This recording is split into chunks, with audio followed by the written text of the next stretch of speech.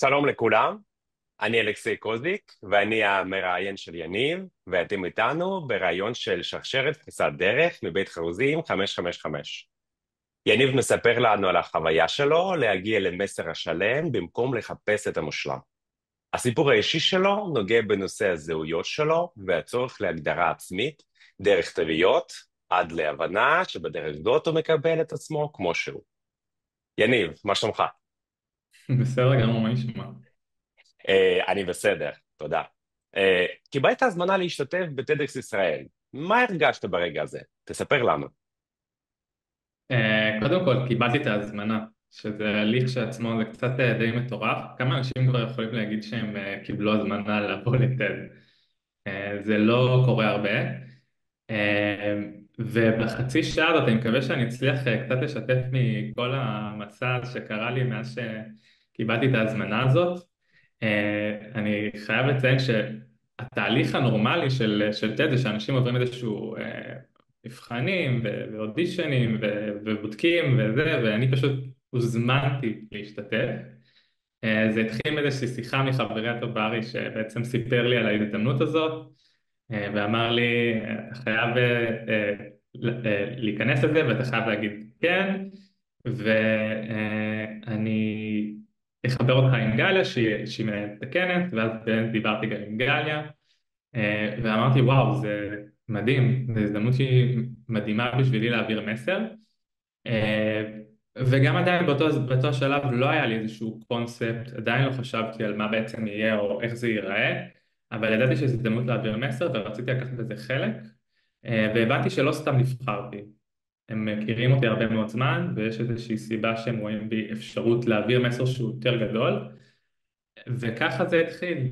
אז הרגשתי שזו הזדמנות מעולה, לא ידעתי בדיוק למה זה לוקח אותי, וככל שהתעמקתי בזה, הבנתי שזו הזדמנות ממש ממש מיוחדת, ובמסע שלי, מאז מה שקרה, אה, החלטתי בסוף איזשהו לוותר, בגלל שלא הצלחתי למצוא את המסר שלי עבור TED, וגיליתי דברים על עצמי, ואני מקווה שבזמן הזה אני אוכל לשתף אותם, את הקהל שלנו, שהבינו שבניסיון שהוויתור שלי לחפש את המושלם, הבנתי משהו הרבה יותר חשוב, שאתה צריך להיות שלם ממה שיש לך, ולהסתפק בזה, וזה משהו שלפעמים אנחנו שוכחים אותו כשאנחנו נתקעים באיזשהו קיר, או שאנחנו רוצים להגיע לאיזשהו מקום, ובמקרה שלי זה הגיע ממקום שניסיתי להיות מושלם בגלל הזהויות שאני נושא, שאני גם בן יוצאי הקהילה האתיופית וגם גיי, והמורכבות של זה לפעמים מביא אותי למקומות שלא הייתי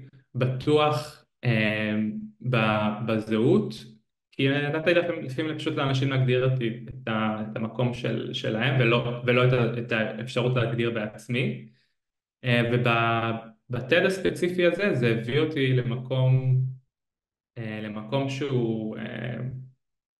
שפחות הצלחתי להביא את עצמי ואת המסר האישי שלי וחיפשתי במקומות אחרים. אז בעצם אתה טועה, אז רגע, אז מה קרה? קיבלת את ההזדמנות להציג בטד, ואז מה קרה?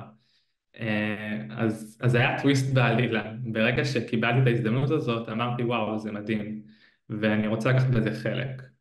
וככל שעבר יותר זמן, הבנתי שבעצם אין לי כרגע מסר לספר. אין לי בעצם משהו להעביר לצופה, ואני לא יודע בעצם מה אני יכול לשתף את הצופים שלי. ואני זוכר שהייתה את הפגישה הראשונה, זה היה בחברת טכנולוגיה, ההכנה הראשונה לטדקס, והגעתי לשם, והחדר ענק, וכל האנשים כבר נמצאים שם, ואני הגעתי קצת באיחור אפילו, ואני נכנס לחדר, ואנשים כבר מתחילים לספר את הסיפורים שלהם, וכל אחד מספר סיפור יותר מרשים מהשני. זה היה סיפורים של אנשים טיפלו באנשים אחרים דרך תרופות שהם המציאו או טיפולים שהם לקחו, ואנשים שעשו דברים מדהימים, ואני עליתי לבמה והרגשתי שאין לי כרגע את המסר, כאילו אין לי משהו שאני יכול להעביר. ואני זוכר שהייתה הפסקה ויצאתי החוצה והייתה לי שיחה עם ברי, ואמרתי לו תקשיב, אני לא חושב שאני מתאים לפורמט הזה, אני לא כרגע יש לי את המסר לשתף את האנשים. והמקום הזה הגיע מאיזושהי חשיבה על בעצם על גודל האחריות שאתה לוקח כשאתה עולה על במה כזאת, שבאותו רגע לא היה לי את החשיבה שאומרת שזה בסדר, גם אם אין לך אותו כרגע, זה משהו שהתפתח במהלך הכנס. וכמה שדיברתי עם ברי, עדיין לא הצלחתי לשכנע את עצמי וגם אותו שזה דבר נכון. ואז יש לי חיפוש, ניסיתי להכיר בעצם כל מיני רעיונות שאנשים אחרים הביאו, ולא חיפשתי משהו בעצם בתוכי, חיפשתי מבחוץ, שזה בסופו של דבר הוביל אותי למקום שעדיין לא הרגשתי בנוח עם איזשהו מסר שיש לי להעביר. ואז הגיע בעצם הוויתור. דיברתי עם ברי, אמרתי לו, תקשיב, אני מנסה לחפש את זה, כרגע זה